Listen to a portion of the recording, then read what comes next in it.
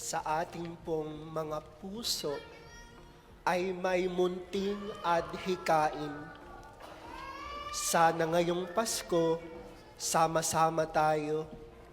Habilin po ng ating Ama at Ina, walang mawawala sa Paskong ito. Ang munting adhikain po ay tila isang dalangin. Bukang bibig ng ating mga magulang, Panginoon po, sana iyong dinggin. O dili kaya, sana ngayong Pasko, sa puso natin may isang mithiin sa mga magkakamag-anak, magkakapamilya, magkakaibigan, o kaya naman magkatrabaho. Ang ating sambit kung gaano kalapit ang mga upuan natin sa ating hapagkainan. Gayon din sana po kalapit ang ating mga puso at kalooban. Ang mithiing ito ay tila isang dasal. Sambit natin, nawa kalugdan ito ng may kapal.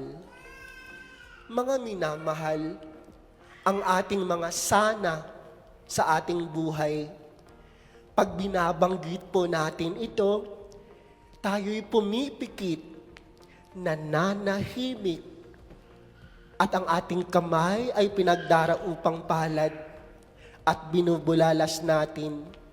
Sana magkatotoo ang ating munting hiling na tinuturing din natin na dasal at panalangin. Mga minamahal, pagnilayan po natin ang ating mga hiling at mithiin, maihahalin tulad po ba natin ito sa isang panaginip? O ang ating mga adhikain at hangarin, maihahambing po ba natin ito sa isang pangarap?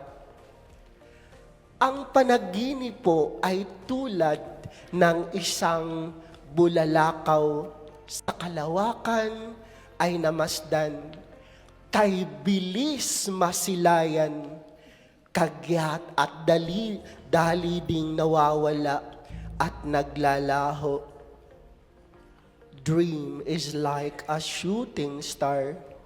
Its splendor shakes the heaven, but only a moment. O kaya po, ang pangarap natin ay tulad ng isang tala. Malayo man o malapit, ang kanyang ningning di kailanman mapaparam. Dream is like our North Star. It shines the brightest whether we are near, distant, or far. Mga minamahal, sa banal na kasulatan, si Jose po ay may munting pangarap magkaroon ng isang tahanan. May ama, ina, at supling na bunga ng pagmamahalan. Ngunit ang pangarap pong ito ay tila naging isang bulalakaw, nawasak at unti-unting naglaho.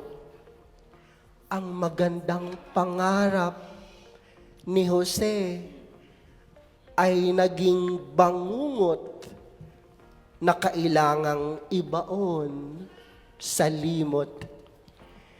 Joseph's beautiful dream turns out to be his worst nightmare. Isang mapait na katotohanan ang sumindak, yumanig sa pagkatao. Pagnilayan, mga minamahal, kung ang sinta mo, kung ang irog mo at katipan ng iyong puso, natagpuan mong nagdadalang tao, naglilihi, ikaw ay mabibigla, mababalisa ka. At sa oras na yon, lahat ng kanyang pangarap ay gumuho. Sa sandaling yon, lahat ng kanyang pangarap ay naglaho. At sa sawing puso, ang panaghoy, kay lupit mo, kapalaran, tadhana ay sadyang mapagkait. Mga minamahal, pag tayo po'y nanginginig ang ating mga butot laman sa tindi ng ating pinagdaraanan, ang ating sambit, ihiga mo na yan. Itulog mo na yan para sa sandaling paglimot. Ipahinga mo na yan. Si Jose po ay mahimbing na natulog. At sa kanyang pagtulog sa gitna ng katahimikan, naihabi ang isang panaginip na di niya sukat akalaing mangyayari.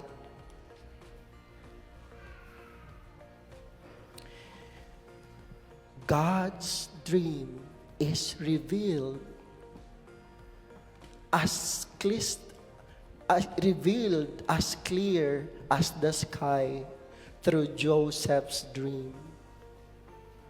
It is a dream within a dream. Ang plano ng lumikha ay ibinahagi. Ang kalooban ng may kapal ay ipinahatid. Ang pangarap ng Diyos ay ipinahiwatig sa pamamagitan ng isang panaginip. Huwag kang matakot, Jose. Tanggapin mo si Maria at ang sanggol sa kanyang sinapupunan, sapagkat ito ay katuparan ng pangarap ng Diyos para sa ating lahat. Ang sanggol na isisilang ay tatawaging Emmanuel, Diyos na sumasa atin. Ang sanggol na isisilang ay tatawaging Jesus, tagapagligtas po at poon natin. Akala ni Jose, natapos na ang kanyang mga pangarap. Subalit, ito pala ay simula, pagpapatuloy at pagsasakatuparan ng pangarap ng Diyos, hindi lamang para sa Kanya, kundi para sa ating lahat. Joseph is not only a dreamer, Joseph is a dream worker. Si Jose ay hindi lamang kinalugdan ng pangarap.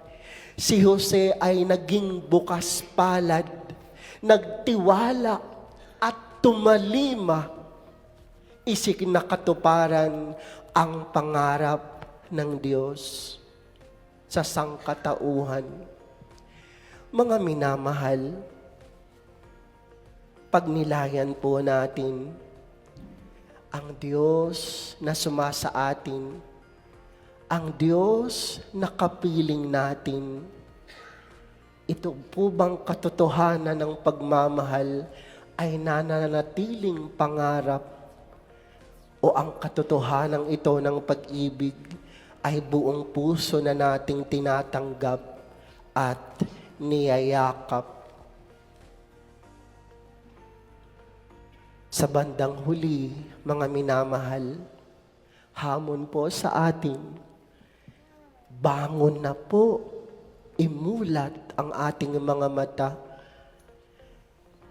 Bangon na po sa pagkakahimbing. Manalig. Tunay nga na ang Diyos ay kapiling natin. Tiwala lang po. Ang Diyos na kapiling natin ay Diyos na tagapagligtas din natin. At ang pangako po niya sa atin, kapiling mo ako ngayon hanggang sa dulo ng walang hanggan. Amen.